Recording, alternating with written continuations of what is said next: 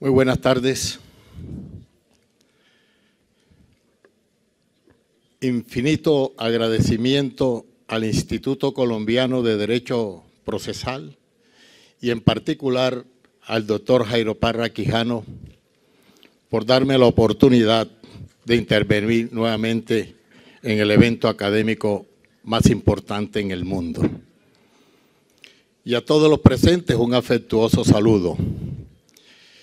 El expositor que intervino en la última hora de la tarde de ayer, el doctor Jorge Forero, reconoció el cansancio de ustedes por estas intensas jornadas académicas, muy provechosas por supuesto, pero ¿qué puedo decirles yo? Que soy el penúltimo en intervenir, no del día, sino de toda la jornada. Pues, ¿qué les puedo decir? Que ustedes son unos gladiadores de la resistencia física, pero de igual manera son unos conquistadores obsesivos del conocimiento. Y de mí, ¿qué puedo decir? Coherente con el tema que me corresponde, el perjuicio moral, que he sufrido una lesión moral por la tortura y la angustia que he vivido para llegar a este momento. Pero es un perjuicio que no viene un acto doloso ni culposo del doctor Parra para causarme un daño, sino por el contrario, de un acto bondadoso para hacerme un bien. Inicio manifestándole que mi exposición la he estructurado en 3 partes, que me van a permitir abreviarlo por la disponibilidad del tiempo que tengo. La primera parte es hacer una fijación conceptual de alguna figura jurídica que considero importante, por 2 razones fundamentales. La primera es porque hacen parte del desarrollo del tema y la segunda es porque quiero ambientarme con la tribuna y en especial con los estudiantes. Y es dar una noción acerca de alguna figura como es, por ejemplo, lo que entendemos por daño moral o perjuicio moral, lo que es la discrecionalidad del juez, e igualmente lo que podemos entender por arbitrio judicial. La segunda parte de mi exposición la voy a dedicar a señalar cuál ha sido el tratamiento judicial que se le ha dado al perjuicio moral, de una manera muy breve, por supuesto, y haciendo algunos referentes jurisprudenciales. En particular, sobre la valoración de la prueba al cuantificar el perjuicio moral.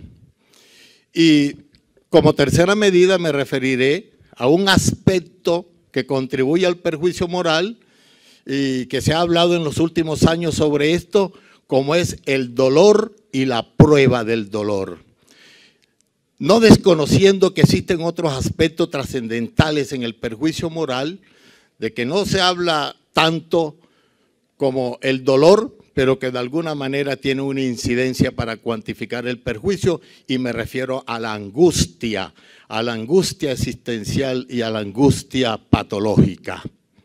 En este orden del día, inicio con la primera parte haciendo una restricción conceptual al perjuicio moral de estas figuras como es el daño moral y lo que es el perjuicio moral. Algún sector de la doctrina habla de daño moral para referirse al menoscabo, a la disminución o vulneración de un derecho personalísimo que puede ser, por ejemplo, el amor, la reputación, la honra, el honor. Otro sector de la doctrina utiliza para significar lo mismo la expresión de perjuicio moral. Pero una tercera vía de doctrinantes establece una distinción entre lo que es el daño moral y lo que es el perjuicio moral, para referirse que el daño moral es aquel que se refiere específicamente a la disminución y al menoscabo de esos derechos personalísimos. Y para referirse al perjuicio moral, pues hace referencia a aquella prohibición que la persona experimenta en incrementar su reputación o su fama.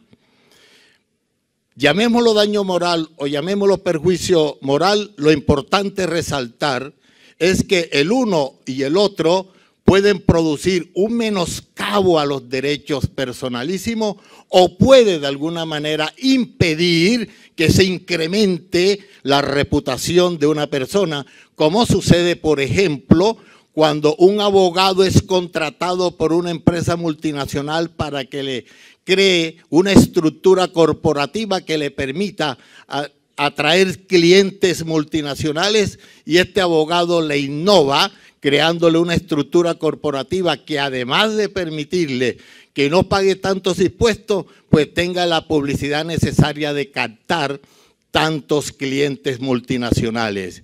Y luego ese cliente se lleva la idea con los documentos que el abogado consultado le ha entregado, consulta con un nuevo abogado y basándose en lo que el primero hizo, pues pone en práctica la idea y el primer abogado es desconocido mientras el segundo adquiere la fama por esa labor que el primero realizó, impidiéndole que de alguna manera se incremente en el primero su reputación y su fama, ya que el otro sí la obtuvo. Otra noción que debemos tener claro es sobre la discrecionalidad. La discrecionalidad la entendemos de acuerdo a la Real Academia Española como aquello que implica ser discrecional. Y ser discrecional es hacer las cosas de manera libre y prudencial. Y la prudencia no es más que aquello que nosotros podemos hacer distinguiendo lo bueno y lo malo. Es yendo por el camino de lo razonable. Y la razonabilidad es aquel criterio que me permite a mí delimitar la discrecionalidad de la arbitrariedad. Y por ello la argumentación y la motivación surge como un vehículo importante, porque a través de él el juez puede manifestar la razonabilidad que ha impreso en alguna de sus decisiones. Y el arbitrio judicial es aquella forma o aquel postulado que le permite al juez tomar las decisiones conforme a las reglas de la experiencia y conforme a las reglas de la sana crítica. Y esos estándares le van a permitir a un momento dado hacer un reconocimiento por vía de satisfacción a la afectación a un derecho personalísimo que toca con la parte más íntima y profunda y afectiva de las personas. Teniendo en cuenta estos conceptos, paso inmediatamente a hacerme la primera pregunta. ¿Qué tipo de racionalidad judicial se ha utilizado para efecto de cuantificar el perjuicio moral? Vale la pena entonces establecer que la racionalidad que ha sido utilizado y que se mantiene hasta el día de hoy es el arbitrio judicial, inicialmente sustentado en el hecho de una presunción, y una presunción que se basa en las reglas de la experiencia desde el punto de vista antropológico y sociológico, porque partiendo del concepto de sociedad y de familia, se puede inferir que los miembros que hacen parte de ella de alguna manera adquieren valores y principios, y esos valores y principios son compartidos entre ellos, de manera que lo que le pase a alguno de ellos va a repercutir en el otro. Basado en esa racionalidad de la presunción, es como se ha venido tratando de establecer de alguna manera la cuantificación del perjuicio moral. Porque está claro que por hacer parte de la esfera íntima y afectiva de la persona, resulta demasiado difícil, casi que imposible, que se tenga que basar en criterios completamente objetivos para establecer el quantum del perjuicio. De esta manera, podemos tener claro entonces que de esta racionalidad basada precisamente en el parentesco que tiene la persona, recientemente creo que en el mes de agosto salió una sentencia del Consejo de Estado que nos ha dado unos parámetros basados en esta racionalidad de la regla de la experiencia desde el punto de vista sociológico y antropológico, y en esa sentencia nos expresan unos niveles para determinar cómo se le debe resarcir los perjuicios a la persona dependiendo del parentesco, colocando en el primer nivel a la esposa y cónyuge y a los hijos, y en el segundo nivel pues teniéndolo en cuenta en los orden que se establece inclusive en el Código Civil para efectos del parentesco. Y así se ha determinado cómo. Si la persona está en el segundo orden o está en el primero, pues sufre una lesión que pasa del 50%, se le aplicarán 100 salarios mínimos, en su defecto se le aplicarán 50 o 35 o 25 dependiendo del orden. Eso no ha sido posible tener un grado de certeza porque en la familia también la regla de la experiencia nos indica que puede haber de alguna manera desamor, puede haber de alguna manera en la familia odio, rencor, y eso hizo posible que la racionalidad de la presunción de alguna manera fuera perdiendo cierta credibilidad, no fuera excluida, y hubo una necesidad de introducir una nueva racionalidad como es el test de proporcionalidad. En el test de proporcionalidad se exige que haya un mínimo de prueba. Pero resulta, doctores, que recientemente 2 sentencias tomo de las tantas que hay. La T212 resalta 2 cosas importantes. La primera, refleja con gran importancia lo que es la motivación del juez al cuantificar el perjuicio moral. Y la segunda, acepta el test de proporcionalidad y dice que este es efectivo para efecto de cuantificar el perjuicio, en la medida que de alguna manera parte de criterios objetivos como es la prueba mínima. Pero más adelante sale en el año 2013 una sentencia del doctor Rodrigo Gil, y en esta sentencia manifiesta que el test de proporcionalidad no puede ser una racionalidad que permita cuantificar el perjuicio moral. Y se basa en el hecho de que en el perjuicio moral no existe colisión de principios ni de valores. Y se basa en el hecho de que el perjuicio moral corresponde a la esfera íntima y afectiva de las personas y que por lo tanto el test de proporcionalidad se torna improcedente. De esta manera, ante una misma corporación, existe diversidad de criterios que estimo que no le hace bien, por lo menos, a considerar desde el punto de vista económico la satisfacción en la violación o vulneración de un derecho tan importante a unos bienes como son los bienes de la personalidad. Quiero igualmente, aprovechando el tiempo que me queda, señalar una cosa importante. Se ha tenido en cuenta para cuantificar el perjuicio el dolor, pero ¿cómo se prueba el dolor? Quiero hacer una breve referencia histórica. Los primitivos consideraron y le atribuían el dolor a la magia y a los demonios, y por lo tanto eran curados por los chamanes y los sacerdotes, a través del uso de hierbas y a través de ritos. En la Edad Media se expresa por primera vez que para el dolor se habla de una experiencia sensorial y que más adelante comienzan a surgir las teorías que sustentan el dolor como algo sensorial que se refleja en la región del cerebro. Y en la época actual, que es lo que más me interesa señalar, doctores, por 2 cosas importantes. La ciencia ha avanzado tanto y la neurociencia se ha desarrollado tanto que nos ha permitido de alguna manera tener en cuenta algunos avances que tienen una repercusión, primero científica y jurídica.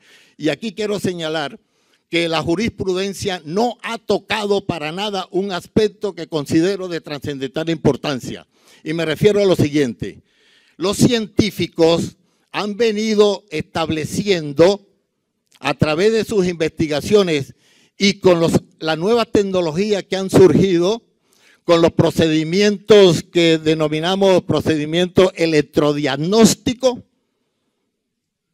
Dentro de esos procedimientos electrodiagnósticos tenemos, por ejemplo, la electromiografía, que permite señalar qué músculo o tejido se encuentra afectado como consecuencia del dolor. Partimos de la base de que el dolor es consecuencia de un daño material o físico y que por lo tanto a partir de allí podemos de alguna manera reconocer el dolor para buscar alguna satisfacción económica. Pero no se ha hablado en vía contraria. Es decir, cómo el dolor, algo subjetivo, algo inmaterial, puede de alguna manera repercutir materialmente.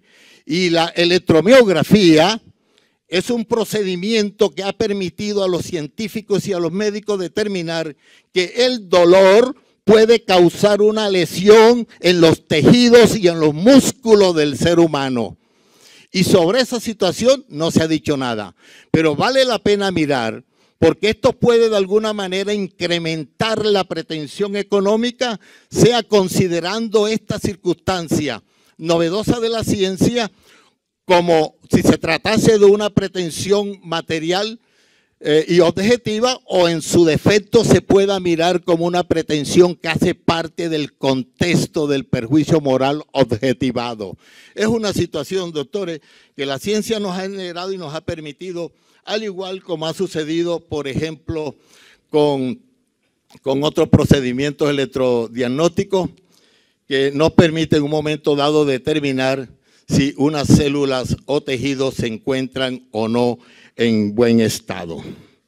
En reciente conferencia que le escuché al maestro Joan Picó, que hablaba del dolor y de la prueba, pues nos decía muy claramente que el dolor es difícil probarlo y que por lo tanto no hay que más que acudir a otros criterios que nos permiten de alguna manera establecer una probabilidad, pero que no es posible llegar a la certeza de probar, por lo menos, aclaro, probar la intensidad del dolor. No existe un aparato que se llame dolorómetro que nos pueda decir que esta persona sufrió leve, levísimo. Simplemente son consideraciones de tipo práctico, en especial porque hay personas que tienen la capacidad suficiente de alguna manera expresar el dolor en menor forma, y otras que lo reciben en menor forma lo pueden expresar en mayor forma. Es la burla el dolor. Y de ahí que el doctor Joan Picó llegue a establecer que dentro de los medios de prueba o juicios de prueba se puede permitir que la investigación de un detective a una persona que se hizo, por ejemplo, obtener una sentencia favorable para que lo declararan inválido por la enfermedad que alegó, y con permanente dolor, ese investigador encontró que esa persona estaba caminando en un parque y que en otra ocasión estaba en alguna esquina ingiriendo alcohol y no estaba en la silla de ruedas. Y eso se tuvo en cuenta entonces para mirar cómo se destruía la sentencia que había obtenido previamente basada en la circunstancia que alegó. Todo eso significa la capacidad que puede tener una persona para alguna manera engañar pues los aparatos tecnológicos novedosos que de alguna forma han colaborado para establecer el dolor de las personas. Yo quiero, aprovechando estos 2 minutos, porque esos números corren rápido como una avispita que le quiere sacar a uno como las palabras en la misma velocidad que está caminando. Yo quiero terminar haciendo una reflexión. Una reflexión que yo considero de trascendental importancia para que por lo menos le pongamos el mayor cuidado a estos derechos morales personalísimos que cada día se violentan, tirándoles químicos en los rostros a las personas, dolor físico, dolor psicológico. Y yo quiero hacer una reflexión exaltando la importancia que tiene el dolor. Y me refiero en los siguientes términos. El dolor, los derechos morales, así como los bienes morales, dignifican el espíritu, dignifican el cuerpo, expresan las razones que dan vigor a la existencia del ser humano. Si Dios les dio el carácter de ser inmateriales y subjetivos, es para que el hombre los descubra en lo más profundo de su alma y tomen conciencia que la vida sin ellos no tendría ningún sentido. Muchas gracias, doctor.